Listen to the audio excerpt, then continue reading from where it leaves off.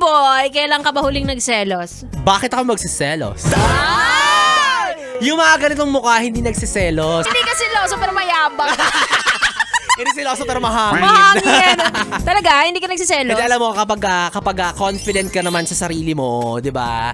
Minsan talaga, hindi ka basta-basta dapat nagsiselos. Totoo! Di ba, lalo na kapag mataas ang kumpiyansa mo sa sarili mo na, bakit ako magsiselos? Like, yaan? Pagsiselosan ko?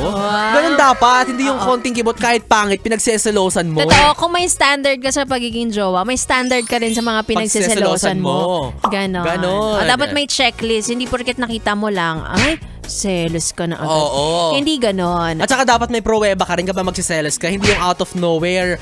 Di ba? May mag-chat lang sa kanya na hindi naman din niya talaga kilala. Or in-approach lang siya for Awayin some mo reasons. na siya. Aawayin mo na agad. Di ba? Toxic pag ganon. Pero nagka-jowa ka na ng seloso. Iniwan ko. Ayoko rin ng ganyan. Alam mo kung bakit? Hindi sa dahil parang ang toxic eh. Naiinis ako sa mga pinagsiselosan. Ang papangit! Diba?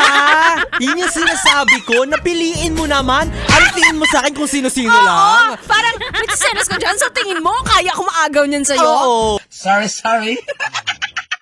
Ganon. Diba? Ayoko na ganyan. Nagsiselos ka sa pangit. Basta tingin mo ba yun yung standard ko? Oo, kaya nga naging jowa kita. Wag ganon. Ganon. Wag ganon. Mga yes, Brenna.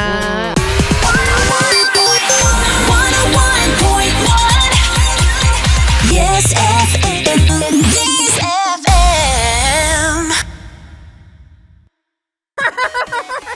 Napayes ka ba sa napanood mo, yes friend? Alam mo na ang gagawin mo, ha? Hit like and subscribe. And click the notification bell para ma-update ka namin. Kung gusto mo, mag-comment ka pa. Hindi ka namin iisnabin. Go yes, friend!